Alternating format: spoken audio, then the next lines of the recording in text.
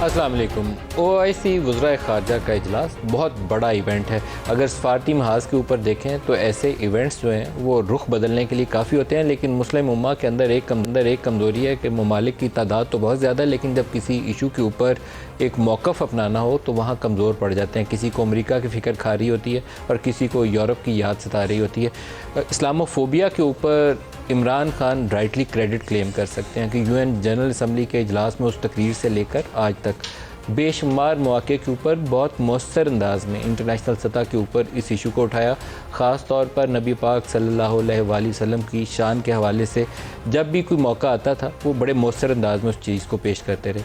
इमरान खान के अंदर एक बुनियादी कमज़ोरी उनकी निज़ाम गवर्नेंस की वजह से उनकी हुकूमत के आड़े आती रही, और कुछ इश्यूज़ के ऊपर उनकी एक इनकन्सिस्टेंट बिहेवियर है। जैसे कभी इंडिया को तारीफ़ कर रहे होते हैं, कभी नवाज़ शरीफ को मोदी का यार कह रहे होते हैं, वो समझ नहीं उनकी बातें आती। लेकिन इस इशू को लेकर उनको क्रेडिट जाएगा कि वो एक मौसर आवाज़ बने इस्लामी दुनिया की। आज जो तकरीर की उसमें से एक क्लिप आपको सुनाऊँगा, फिर सियासी मौज़ूआत की तरफ आते हैं। दिखाइए। 9/11, Islamophobia kept growing, and the reason was, I'm sorry to say, that the Muslim countries did not do anything to check this wrong narrative. How can any religion have anything to do with terrorism? We have failed both the Palestinians and the people of Kashmir. I'm sad to say that we have been able to make no impact at all. We are a divided house, and those powers know it. We are 1.5 billion people, and yet our voice to stop this blatant injustice is insignificant. जहाँ कश्मीर का इन्होंने जिक्र किया तो article 370 और 35A वो भी इन्हीं के दौर में ख़त्म हुआ, तो ये इनके डिस्क्रेडिट में शुमार होगा। लेकिन जो चीज़ काबिल तारीफ़ है वो बहरहाल काबिल तारीफ़ है। फ़ॉरेन पॉलिसी के मैदान के अंदर आपको बेक वक्त अपने दोस्तों को और अपने इत्तेहादियों को साथ मिलाकर अपनी आवाज़ दुनिया में बुलंद करनी होती है। तो प्राइम मिनिस्टर के अंदर उन इश्यूज़ के ऊपर एक कमज़ोरी बहरहाल ज़रूर नज़र आई। एक क्रिकेट के मैदान के अंदर कामयाब खिलाड़ी के तौर पर तो वो जाने जा सकते हैं, लेकिन इन मैदानों के अंदर उनको दुश्वारियाँ उसका सामना रहा। आज सियासी मौज़ूआत की तरफ आएँ तो दो बड़ी ख़बरें हैं। एक तो शहबाज शरीफ का स्टेटमेंट है, मैं वो आपको अभी सुनवाता हूँ प्रोग्राम में, और दूसरा एक कावे मूसवी साहब कुछ अजीबोगरीब तरीके से सामने आए हैं। पाकिस्तान को कई मिलियन डॉलर की फकी लगा चुके हैं और बेशुमार लोग इसमें कसूरवार होंगे। मेरा दिल करता है कि कभी कोई ऐसा निज़ाम हुकूमत आए कि ओपन कोर्ट ट्रायल उन सब लोगों को सज़ा हो जो पाकिस्तानी लोगों का टैक्स पेयर्स का पैसा इस कावे मूसवी को या किसी और लोगों को हवाले करते रहे। आज उनसे खबर ये छपी है कि मैं हाथ जोड़ के माफ़ी मांगता हूँ, 1 रुपये की भी करप्शन नवाज शरीफ के ऊपर नहीं है, ये सारा फ्रॉड है नैब का। कैटेगोरिकल स्टेटमेंट कैमरे के ऊपर रिकॉर्ड कराइए और क्या माफ़ी मांगता हूँ, बाकायदा माफ़ी मांगता हूँ, 4 आने की करप्शन नहीं है। इन्हीं कावे मूसवी साहब से जब वो पाकिस्तान से मिलियंस ऑफ डॉलर वसूल कर रहे थे तो एक हमने इंटरव्यू रिकॉर्ड किया था, उसके अंदर सवाल किया था और उसका जवाब आपको सुनवा रहा हूँ। दिखाइए। Billions, and we were on the trail of billions of dollars of stolen money. The Avonfield apartments, we did not pursue beyond the point where we found other money. We had an award of approximately, with the costs and interest, of $30 million. We found that in another account, and we seized that account. When we seized that account, we let the Avonfield apartments, which we put a charge on, go. And the reason why we let it go was because we were still in any more money than we'd been awarded. Sharif family, they claim that we have been exonerated. Do you think they have been exonerated? The Sharif family are lying when they say they were exonerated by funding the Avonfield apartments. Yes, I'm accusing them of lying. They're lying. The Avonfield apartments we let go because we found other money that satisfied our judgment. मैं इसकी वजाहत में नहीं जाता क्योंकि मैं अपना programme का focus मेरा ये नहीं है, तो छोड़ता हूँ आप सब लोगों के लिए कि वो सच्चाई कावे मूसवी की भी और उन इल्ज़ामात की उसके ऊपर अपनी जजमेंट ख़ुद बना सकते हैं। शहबाज शरीफ साहब ने इमरान खान के फ़ौज के ऊपर जो ज़ुबान इस्तेमाल की गई उसके ऊपर प्रेस कॉन्फ्रेंस के अंदर एक स्टेटमेंट दी है, मैं वो आपको सुनवाता हूँ। इमरान नियाजी ने आज चंद साल पहले लंदन में एक तकरीर में जो कुछ अफवाज पाकिस्तान के बारे में कहा था, मियां नवाज शरीफ ने कभी इस तरह की बात नहीं की, कभी सोचा तक नहीं उन्होंने। मौजूदा जो चीफ अवामी स्टाफ हैं उन्होंने अपना, हमारे जो कई इज्तिमा हुए, बिल्कुल साफ अल्फाज में कहा कि प्राइम मिनिस्टर नवाज शरीफ ने मेरी हमेशा इज्जत की। जब कभी मैंने कोई काम कहा अपना अफवाज पाकिस्तान के हवाले से कि ये हमें चाहिए, ये फंड, उन्होंने कभी मुझे इनकार नहीं किया।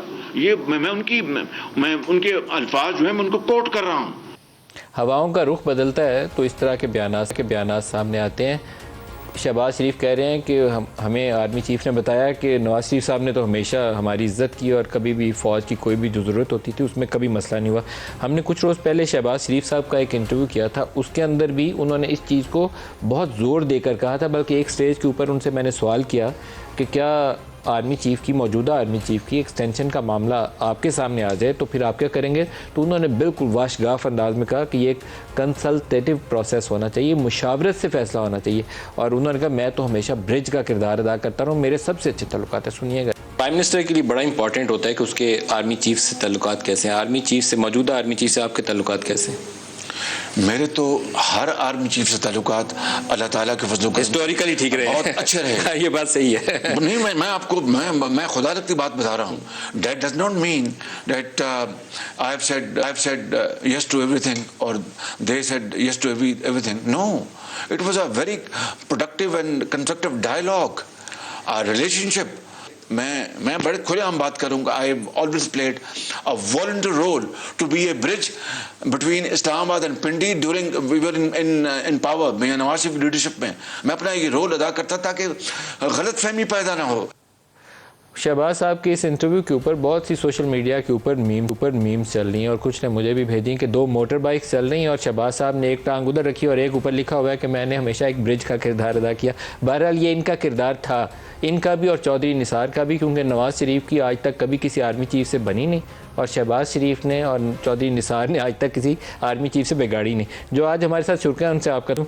मोहसिन शाहनवाज रांझा साहब हैं PMLN से हमारे साथ, पलवशा खान है पाकिस्तान पीपल्स पार्टी से, फैसल वोडा साहब हैं PTI से और इसके अलावा अहमद हुसैन ढेड़ साहब जो PTI के नाराज़ रुकन हैं, उनसे भी हम प्रोग्राम में बात करेंगे। सबको खुशामदीद कहता हूँ प्रोग्राम में। मोहसिन साहब पहले इसी से स्टार्ट कर लें। 3-4 बल्कि 8-10 दिनों से कह लें, एक बयान आता है ठोक बजा के, लगता है कि आर्मी पे यलगार करने लगे हैं, ख़तरनाक हो जाऊंगा, न्यूट्रल तो जानवर होता है और इस तरह की बड़ी सख्त बातें। फिर शहबाज सामने आते हैं और वो बड़ी प्यार मोहब्बत की बातें करने लग जाते हैं। अपोजिशन जमातें इकट्ठी होने लग जाती हैं। फिर जो सोशल मीडिया के ऊपर अटैक है बड़े नामुनासिब अल्फाज में, ना होता तो अच्छा होता। क्या होने क्या जा रहा है? कोई इस्लामाबाद में स्पेकुलेशंस आप सुने हैं तो वो सारे बंदा पहला ये सवाल करता है बताएं पहले आज क्या होगा, किसका इस्तीफा आएगा। मैं दे सकता, आप बता सकते हैं? नदीम साहब, पहले तो आपका जो सवाल है बिल्कुल उसका जवाब भी देता हूँ, लेकिन मैं मुख्तसर सी बात करूँगा। जो आपने अभी ब्रॉडशीट के हवाले से सारा कुछ बताया, 65 मिलियन पाउंड्स जो है वो खर्चा आया है। 65 मिलियन पाउंड को अगर आप पाकिस्तानी रुपीज़ में कन्वर्ट करें कितनी बड़ी रकम बनती है। और ये सियासतदानों का जो ये विच हंट है ये कब तक चलता रहेगा? मैंने तो आपसे कहे बगैर दरखास्त किया कि अल्लाह करे वो दिन आए कि जिन लोगों ने ये पाकिस्तानी पैसा दिया उन सारों को पकड़े, सजाएं दें। यहाँ पे डी चौक के अंदर जो नेशनल अकाउंटेबिलिटी ब्यूरो है या बाकी जितने भी इदारे हैं, देखिए यकीन मानिए कि मैं कई लोगों को जानता हूँ जिन बेचारों का दूर दराज तक करप्शन से कोई सवाल नहीं, बेगुनाह उन लोगों। लेकिन मैं मूसवी के कौन से बयान को सही मानूं? उस वाले को जो कह रहा था शरीफ फैमिली झूठ बोल रही, छोड़ दें, या इस वाले को कह रहे हैं करप्शन नहीं? ये भी देखें कि एक ऐसे बंदे से ये बात निकलना, अपने जुर्म का इतराफ करना, छोड़े जी। मैं उस बंदे की बात को बदल नहीं देता। एडमिशन आ गई इस चीज की, मैं उसकी बात को बदल नहीं देता। कुछ आप ना दे, जिन्होंने 65 मिलियन पाउंड दिया ना उनको पकड़ के सजा उनको भी पकड़ना चाहिए। ये तो उनका टूल था, मीडियम था, जो भी था, इसको भी पकड़ना चाहिए। और जिन लोगों ने ये करवाया, स्पेकुलेशन के ऊपर आ जाए, जिन लोगों ने ये करवाया, मुशर्रफ के दौर से जब ये स्टार्ट हुआ, जब आपके पास एविडेंस ही नहीं है, आप लोगों की सुनी सुनाई खुशामदी लोग चार आके बैठ जाएंगे, वो कहेंगे जी नदीम साहब ने या मोहसिन साहब ने बड़ा काम करप्शन की है, मैं उसकी खुशामद में आ जाऊंगा, मैं कहूँगा हाँ क्योंकि मुझे अपना ज़ाती गुस्सा है, मैं उसके पीछे चढ़ जाऊँगा और अरबों रुपया पाकिस्तान की आवाम के ज़ाया कर दूंगा। मैं यकीन मानिए यही सूरत हाल है। कम अज़ कम अल्लाह करे वो दिन आए, अल्लाह करे वो दिन आए जब ये लोग पकड़े जाए। और मैं ये कहता था शहजाद अकबर के बारे में भी कि ये शहजाद अकबर इमरान खान को तबाह बर्बाद करेगा, और उसकी बर्बादी में इमरान खान की में शहजाद अकबर का कितना बड़ा किरदार है आप भी जानते हैं, मैं भी जानता हूँ। सर असल इशू पे आ जाए। हाँ असल इशू पे जनाब, ये बताइए कि ये हो क्या रहा है, कौन किस पे हमलावर हो रहा है, कहाँ लड़ाई हो रही है, किसका इस्तीफा आ रहा है? पूरे शहर के अंदर तो आग लगी हुई है।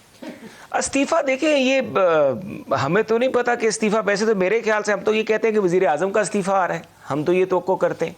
और अगर वज़ीर आज़म के जिस तरीके से जो एलाइज़ हैं, अगर वो एलाइज़ जो हैं वज़ीर आज़म साहब को छोड़ जाते हैं, जिस तरह के उनके अपने बंदे उनसे पीछे हट गए हैं, जो उन पर एतमाद करते हैं, जिनके कॉन्फिडेंस के ऊपर वो वज़ीर आज़म बने बैठे हैं, वो 25 हैं 30 हैं जितने भी लोग हैं, अगर वो लोग भी इनको छोड़ के पीछे बैठ गए और एलाइज़ भी छोड़ जाते हैं आने वाले वक्त में, तो फिर तो इस्तीफा इमरान खान को वैसे ही बाइज़त तरीके से स्टेप डाउन कर जाना चाहिए। आपकी ख्वाहिश है वो देखिए, वो तो क्यों इस्तीफा देंगे? देखिए हम तो उनके पास पकड़ के आपको जेल में डालेंगे, नैब वाले को एक फोन करेंगे, फिर आप देखते हैं इस्तीफा देखिए देते हैं आप वो बाद में ये कहूँगा मुझसे पहली सी मोहब्बत मेरे महबूब ना मांग। ये शेर वो किसको पढ़ के सुना रहे हैं, या इनको कौन शेर ये मैं नैब के लिए उनको सुना रहा हूँ, मुझसे पहली सी मोहब्बत मेरी महबूब ना मांग। ये मैं उनको समझा रहा हूँ कि मुझसे पहली सी मोहब्बत जो है ना, पलविशा बताएंगी कि ये शेर आजकल इमरान को कौन सुना रहा है, मुझसे पहली सी मोहब्बत मेरी महबूब ना मांग। ये इमरान को आजकल कौन पढ़ के सुना रहा है? नैब सुना रही है। नहीं पलविशा बताएंगे, आप में हिम्मत नहीं है, कमजोर बंदे हैं। मुझे छुरी के नीचे क्यों देते हैं? इनको ताकतवर बना दें। ये न्यूट्रल सुना रहे हैं और मोहब्बत अब रही नहीं। देखिए ना, मोहब्बत भी जिनको इमरान न्यूट्रल कह रहे हैं, आप कह रही हैं कि वहां से ये पढ़ा जा रहा है कि मुझसे पहली सी मोहब्बत मेरे महबूब। हाँ, तो जब न्यूट्रल हो जाओ तो मोहब्बत तो खत्म हो जाती है ना। न्यूट्रल गेयर में ना नफरत है ना मोहब्बत है, तो बस न्यूट्रल हो गए। वहां से फिर आइन में जो रोल है ना कॉन्स्टिट्यूशन में, तो फिर कॉन्स्टिट्यूशन के रोल की बात हो रही है। जब कॉन्स्टिट्यूशन के रोल में कोई फैसल वाडा से पूछते हैं, फैसल वाडा साहब ये क्या कहानी चल रही है सर? मतलब इतना खतरनाक है कि इसको मैं मीडिया के ऊपर ओपनली सवाल जवाब भी नहीं कर सकता। हाँ, लेकिन प्राइम मिनिस्टर के बाहर और अपोजिशन की जो यलगार है उसको देख के लगता नहीं है कि सब कुछ ठीक ठाक है। बहुत शुक्रिया नदीम मलिक साहब। देखिए नदीम मलिक साहब, पहले तो कॉनोटेशन हम कर लेते हैं न्यूट्रल की। कभी कभार जब ढलान से आप गाड़ी छोड़ दें तो न्यूट्रल गियर आपके लिए सबसे बेहतर होता है कि वो अपनी स्पीड से नीचे आती है, क्योंकि वो चांद पे कोड़ इंक्लाइन पे खड़ी होती है, ऊंची सतह पे खड़ी होती है।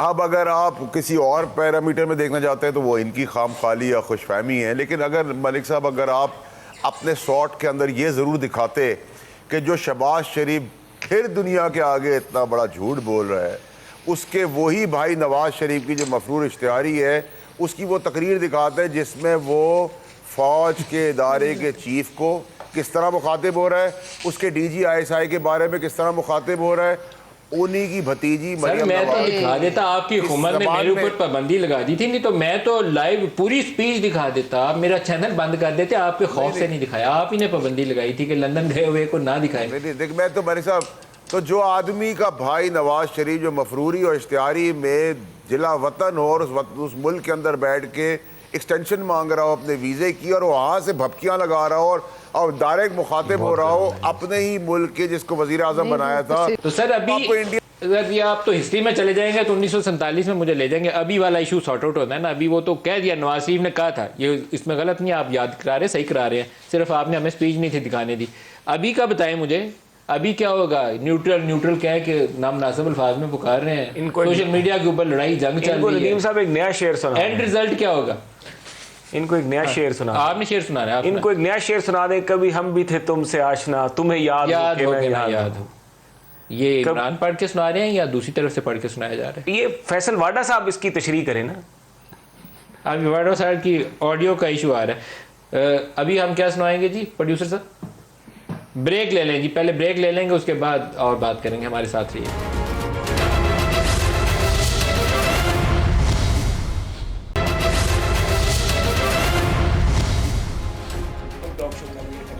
प्रोग्राम में दोबारा खुश आमदीद कहते हैं। अभी ब्रेक में जाने से पहले फैज़ अहमद फैज़ की नज़म से एक मिसरा पढ़ा इन्होंने कि मुझसे पहली सी मोहब्बत मेरी महबूब ना मांग। इसके अगले अगर कुछ एक दो मिसरे पढ़े हैं तो आजकल के हालात की वजाहत हो जाएगी कि कौन क्या चाह रहा है। मैंने समझा था कि तू है तो दरख्शां है हयात, ये इसका अगला है।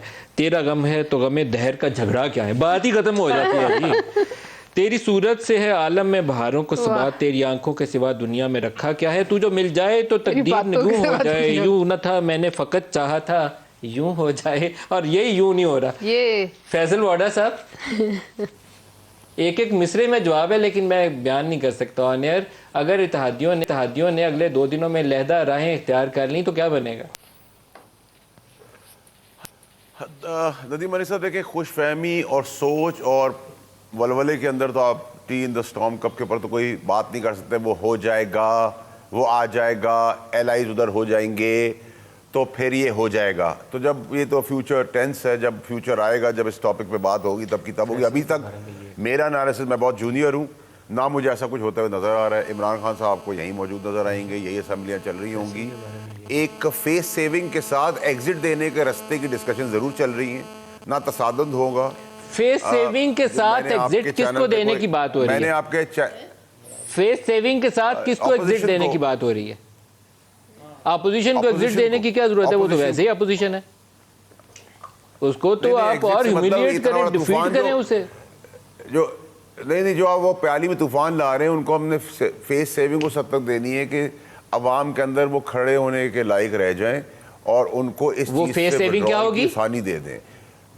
वो फेस सेविंग क्या होगी? असेंबली में जाके डिबेट हो सकती है, निगोसिएशन की टेबल की कौमी मफाद, वसी कौमी मफाद की खातिर ऑपोजिशन कुछ फैसला कर सकती है, विड्रॉ कर सकती है। ये सर आपकी खामख्याली है।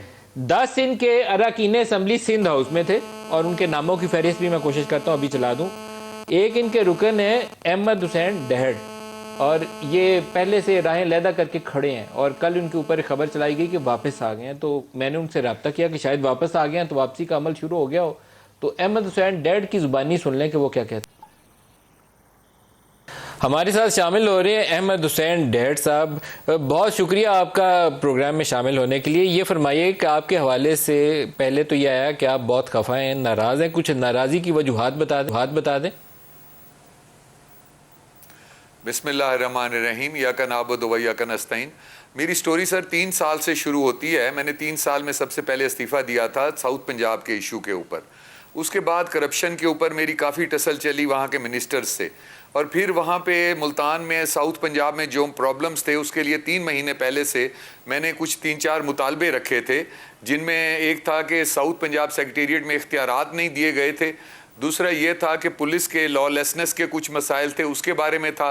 तीसरा था जो सिविल सेक्रेटेरिएट है, अब जो आपका सीएम सेक्रेटेरिएट है, वहाँ पे कुछ मुझसे पैसे लिए गए थे एज MNA, और उसके बाद जो है ना वहाँ पे पैसे दे के ना वहाँ पे पोस्टिंग्स की गई थी।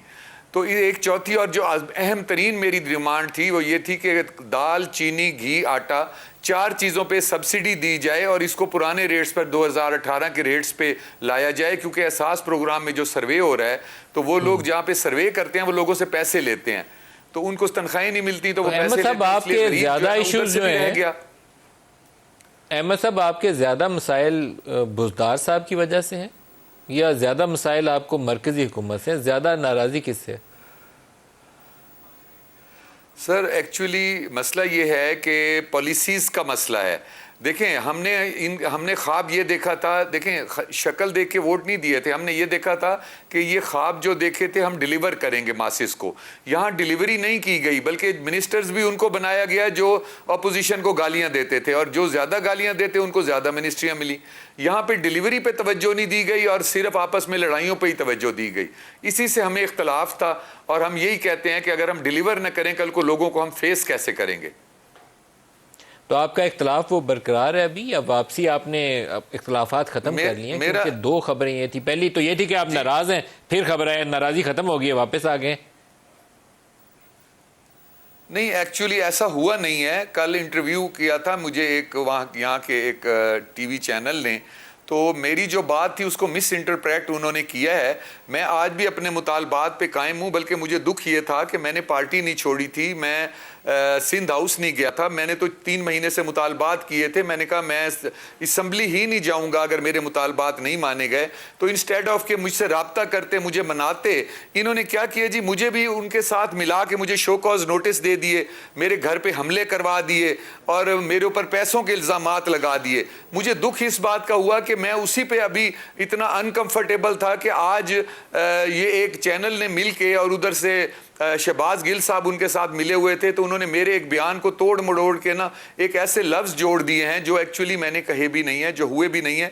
दुख मुझे अब इस बात का है। मैं खान साहब से ये रिक्वेस्ट करना चाहता हूं कि देखें, आपने कितनी वफादारियां बदली हैं। 1993 में नवाज शरीफ के साथ थे, वहां से आपने फंड भी लिया शौकत खानम का। 99 में परवेज मुशर्रफ के साथ थे, जिन्होंने वजीर आजम नहीं बनाया तो आपने उन्हें छोड़ दिया।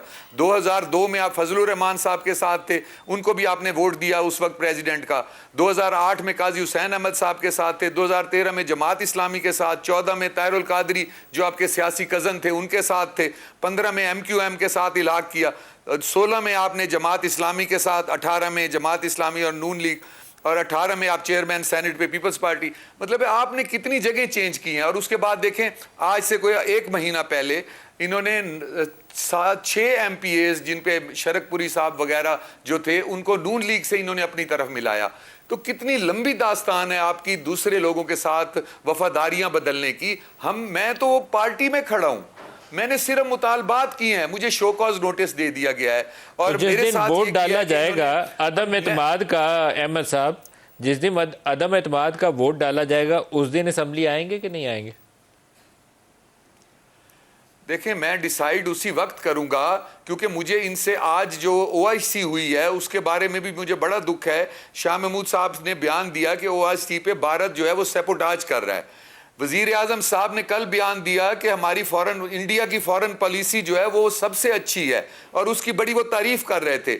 मुझे तो ऐसा लगा कि कश्मीरियों के और पाकिस्तान के जो 1 लाख से ज्यादा बंदे शहीद हो चुके हैं, हम उनके खून के साथ मजाक कर रहे हैं।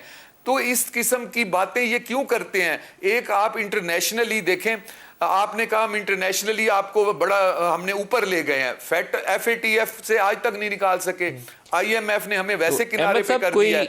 इधर जब अहमद साहब, कोई और भी ऐसे रुकने कौमी असम्बली हैं उस ग्रुप के अलावा? मैंने उनके कुछ इंटरव्यूज किए थे, वो जो 10 लोग यहाँ थे सिंध हाउस के अंदर, लेकिन क्या आपके साथ भी कुछ ऐसा ग्रुप है, कोई 2-4 अरकान का जो आप जैसी सोच रखते हो? सर, मैं जो है ना, मैंने 3 साल से इस स्ट्रगल में हूं कि मैं डिलीवर कर सकूं। उसके लिए मैंने इस्तीफा दिया था और काफ़ी 3-4 चीज़ें हैं। मैं मौका नहीं है अब तफसील आपको बताऊं। मैं जनरल आपको बता रहा हूं कि मैं अपनी बात पे अकेला अपनी बात कर रहा हूं। इस्तीफा मैंने इनको इस्तीफा आपने किस हैसियत से दिया था? थोड़ी सी वजाहत कर दें, इस्तीफा किस हैसियत से दिया था? मैंने साउथ पंजाब को इख्तियारात नहीं दिए जा रहे थे, वहां पे महकमे मुल्तान में नहीं बनाए जा रहे थे और वहां पे हमारे साथ काफी ज्यादतियां हो रही थी। उसके ऊपर मैंने इस्तीफा किस हैसियत से था? जो कि किस हैसियत से? एज MNA जो है, मैंने MNA के तौर पे मैंने पार्टी को इस्तीफा दिया था। फिर मैंने अपना इसके ऊपर आवाज उठाई थी करप्शन पे, तो मुझे इन्होंने शो कॉज दिया था। शो कॉज में फिर मैं पेश हुआ यहाँ मेरी बातें सुनी गई और मुझे क्लियर कर दिया गया।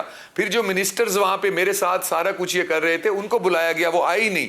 मकसद ये है कि मेरी टसल ये काफी अरसे से पार्टी से चल रही है, मुझे राइट्स नहीं दिए जा रहे, गरीबों को हम कुछ डिलीवर नहीं कर रहे। मैं तो इसमें था कि दुखी था अभी भी उन मुतालबात के ऊपर खड़े हैं और अकेले खड़े हैं और बरकरार हैं आपके मुतालबात, अभी वापसी का कोई रास्ता जी बिल्कुल, दिस इज माय पॉइंट, पूरे नहीं होते। I am thank you got my point. यही मेरा पॉइंट है जी।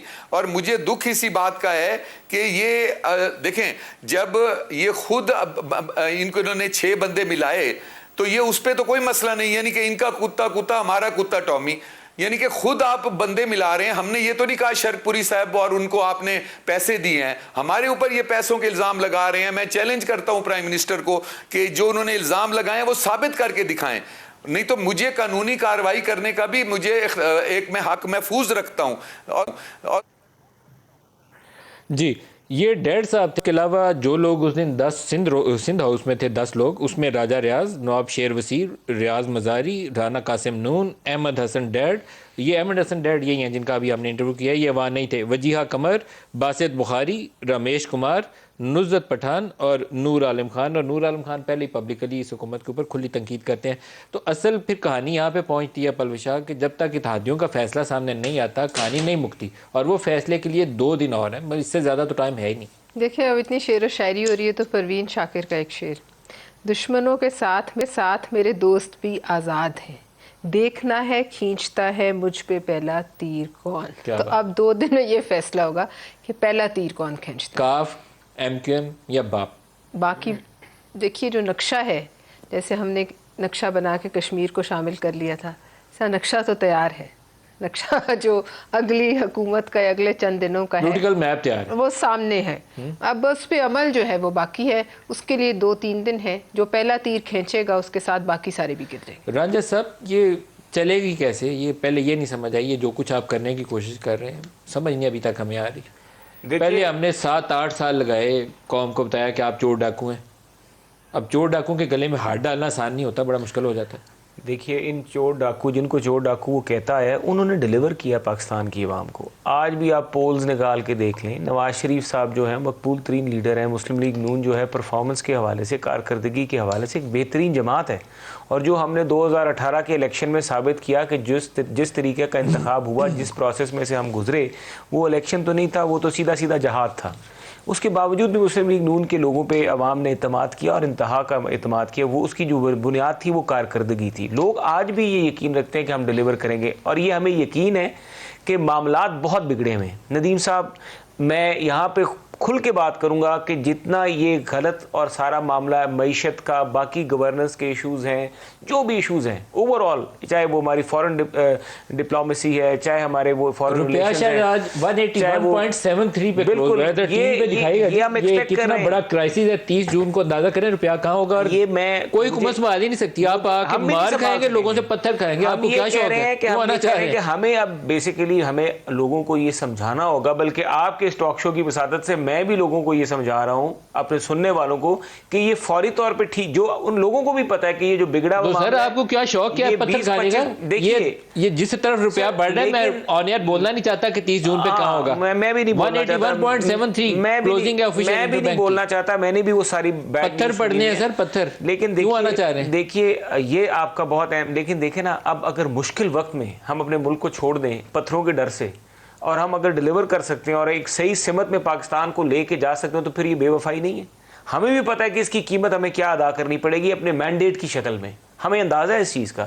लेकिन इस वक्त हम समझते हैं अगर हम पाकिस्तान की आवाम को मौजूदा हुक्मरानों के रहमो करम पे छोड़ेंगे, तो जो रही सही चीज़ें रह भी गई हैं वो भी तबाही बर्बादी की नज़र हो जाएंगी। सुप्रीम कोर्ट के सामने एक केस है जी, और हुकूमत पूरी कोशिश करेगी जितना दिन खींच सके। दिन खींचने के लिए है नहीं है यहाँ, सिर्फ जो बहस इस बात के ऊपर है कि अगले 2 दिन इत्तेहादियों का फैसला आता है कि नहीं आता। मैं सुप्रीम कोर्ट के केस का आपको बता दूं कि वहाँ अटॉर्नी जनरल ने ऑफिशियली जो पोजीशन ली है सुप्रीम कोर्ट के सामने, उन्होंने कहा है कि हुकूमत किसी भी रुकने असम्बली को वोट डालने में रुकावट, ये उन्होंने सुप्रीम कोर्ट के सामने बयान दे दिया कि जो भी ये लोग हैं ये वोट डालेंगे, इनको हम नहीं रोक सकते, बाई लॉ रोकना भी नहीं चाहिए। किसी PTI रुकन को भी इजलास में शिरकत से भी नहीं रोका जाएगा। पहले ये कहते थे डी चौक में जलसा करेंगे, जत्थे के अंदर से जाएंगे, जत्थे के अंदर से आएंगे, देखेंगे कौन डालता है। अब वो चला गया परेड ग्राउंड में। हुकूमत किसी रुकने असम्बली की इजलास में शिरकत या वोट डालने में मुदाखलत नहीं करेगी, अटॉर्नी जनरल, ये भी वहाँ सुप्रीम कोर्ट में कह दिया। ये तो बात होगी जी कि ये जो मुनहरिफ अरकान है ये वोट डाल सकेंगे। अब इन्होंने प्रेसिडेंशियल रेफरेंस में सुप्रीम कोर्ट से प्रे किया है कि आप हमें बताएं कि आर्टिकल 63 के तहत ये जो मुनहरिफ रुकन है ये जो वोट डालेंगे इसका वोट काउंट होगा क्या? वोट काउंट हो जाएगा अगर, तो ये नाहली जो है इसकी ये ताहयात होगी, या सिर्फ उस टर्म के लिए इसे जो लीडर ऑफ द हाउस है वो इसको, पार्टी हेड है, इसको फारिग कर देगा। फ्लोर क्रॉसिंग, हॉर्स ट्रेडिंग, इसको रोका कैसे जाएगा? और मुनहरिफ रुकन को वोटिंग के अमल से दूर रखा जा सकता है या नहीं? तो दूर नहीं रखा जा सकता। ये असम्बली का प्रोसेस है, मेरा नहीं ख्याल है कि सुप्रीम कोर्ट इसके अंदर मुदाखलत कर सकती है। सिर्फ फैसला इस बात के ऊपर आना है कि फ़ौरन उसकी रुकनीत ख़त्म होती है, अगले इलेक्शन में हिस्सा ले सकता है या नहीं ले सकता। और अगर फ्लोर क्रॉसिंग, अगर इसको शिक को आप सामने रखें और वोट ऑफ नो कॉन्फिडेंस की spirit, vote of no confidence की स्पिरिट ये है कि आपका इत्मीनान खत्म हो गया। इत्मीनान खत्म होगा तो कोई आपके खिलाफ वोट देगा ना जी, वैसे क्यों किसी को शौक आएगा कि आपके खिलाफ वोट देगा? तो या तो आपको ये आर्टिकल आइन का अंदर से खारिज करना पड़ेगा, और अगर अंदर रखना है तो फिर उसको वोट देने की इजाज़त देनी पड़ेगी।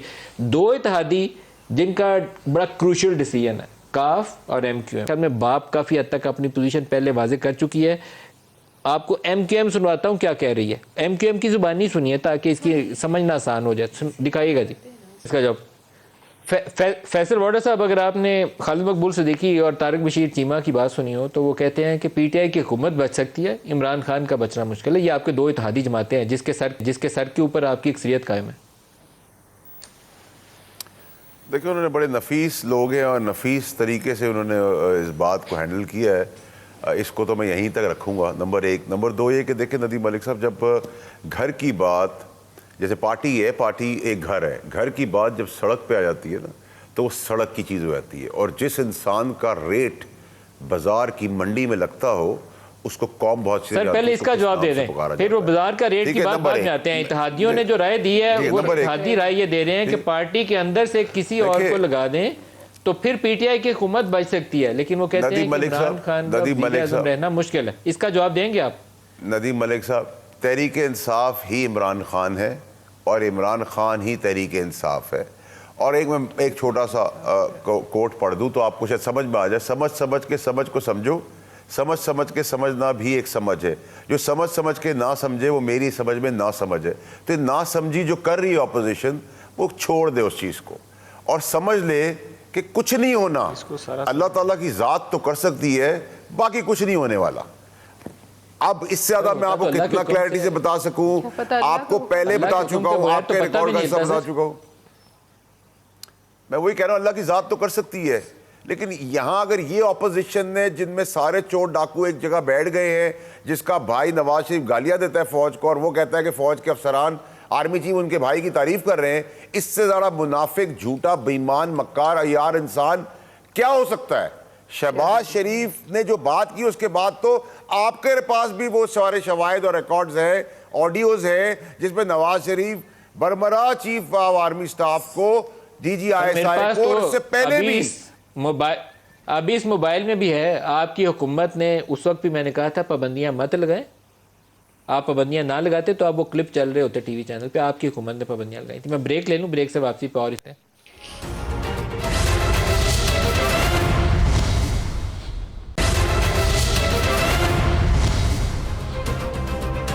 प्रोग्राम में दोबारा खुशामदीद कहते हैं। रंजा साहब कुछ रोशनी डालिए, बनना क्या पाकिस्तान के साथ? ये अगले 4-5 रोज़ हैं, 23 कल गुजरेगी तो 24-25 सारा ये ड्रामे वाले दिन शुरू हो जाने। सियासी माहौल बहुत ख़राब है। देखिए नदीम साहब, हमारी हत्तुल वसा ये कोशिश है कि जो बुनियादी कानून साजी है एक शफाफ इलेक्शन को यकीनी बनाने के लिए, और अगर कोई ऐसी चीज़ है जिससे पाकिस्तान की सालमियत का इशू है और जिसके लिए कोई कानून साजी की ज़रूरत है और असम्बली का होना ज़रूरी है, वो काम करके फौरी तौर पे असम्बली को तहलील किया जाए।